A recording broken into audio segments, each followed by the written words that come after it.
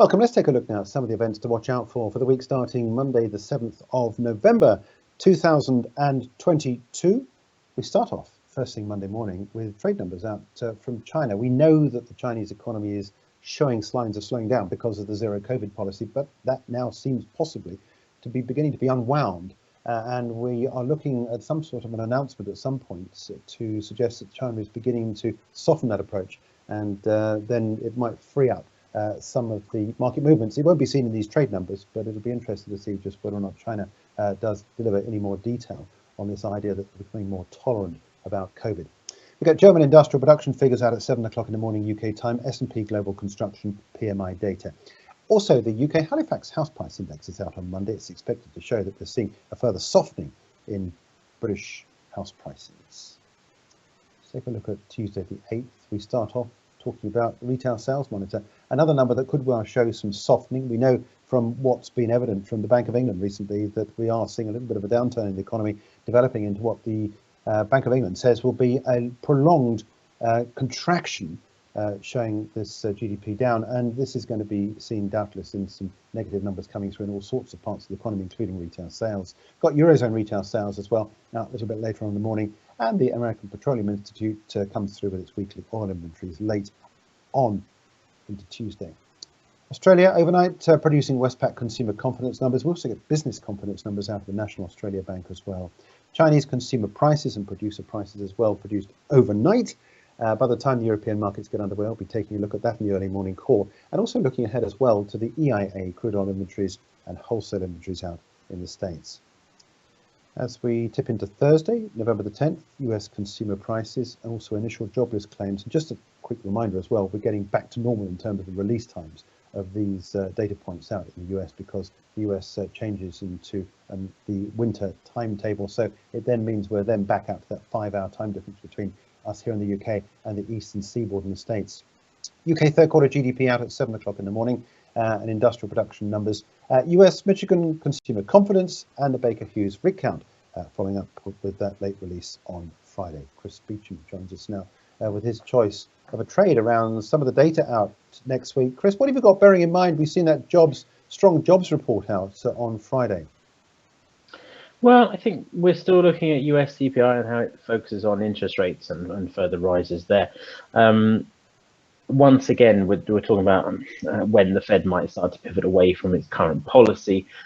This month, weak CPI might provide scope for some sort of short-term dollar weakness, euro strength. And given that euro dollar is, or rather dollar basket is around almost 2/3 euro dollar anyway, I think we just might as well look at euro dollar for the market reaction to that CPI reading this week. So you've seen, obviously, again, we're talking about this downtrend in euro dollar, how it rallied from the September lows, but has come off again in the wake of the ECB and the Fed meetings. In the wake of the non-farms, it seems to be recovering in the short term. Maybe we'll see whether that has the legs to go any further.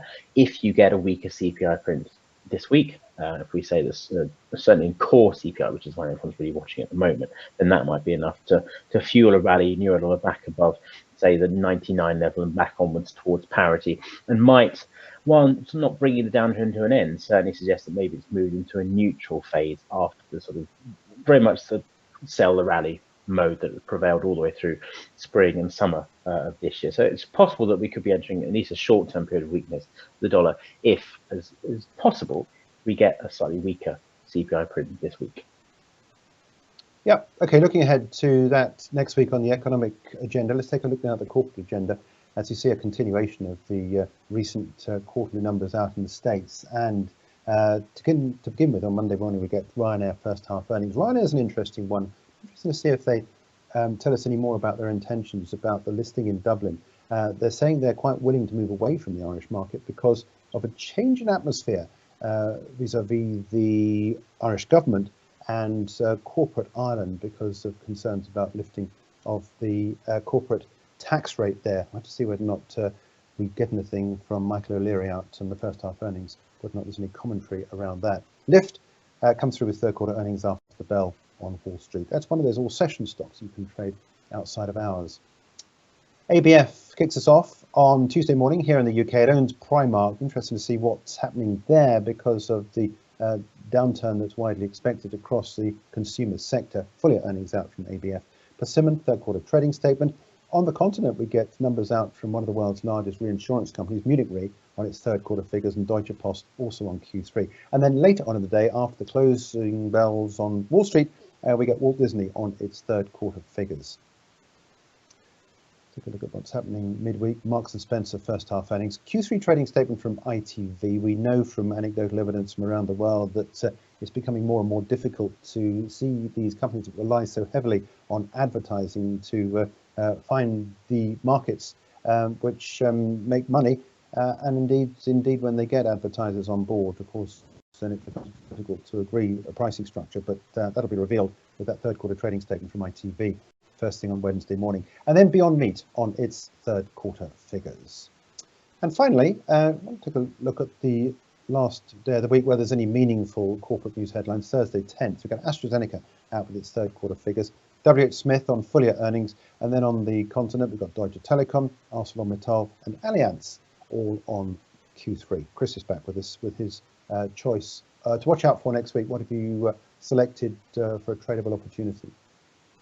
Now we've got UK house builders on list this week. Persimmon and Taylor Wimpey reporting trading statements. Interesting time for the sector. You had Bank of England yesterday saying that while it doesn't expect the interest rate to reach a terminal level as high as everyone thinks, maybe say close to 4% than 5%, it certainly is a time of high interest rates, higher borrowing costs for everyone.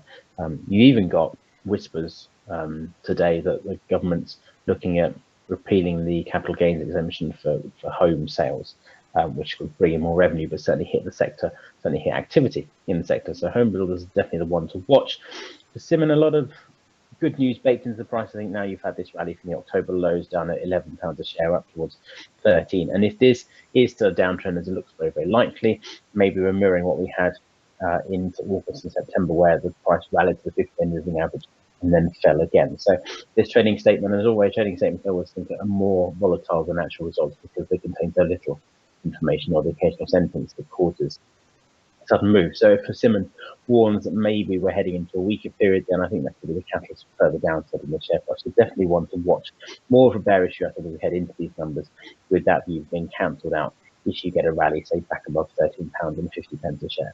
Okay, Chris, thanks so much indeed. That just backs up what I was saying about the house price numbers out from Halifax as well next week. So looking there potentially to give us a further indication of how that particular sector is feeling. That's it. I will be back at 7:30 in the morning on Monday. Hope you can join me there for the early morning call as we look out towards the start of a brand new week. Have a great weekend. For more videos from us here at IGTV, join us on Twitter at IGCom, Instagram, and subscribe to our YouTube channel.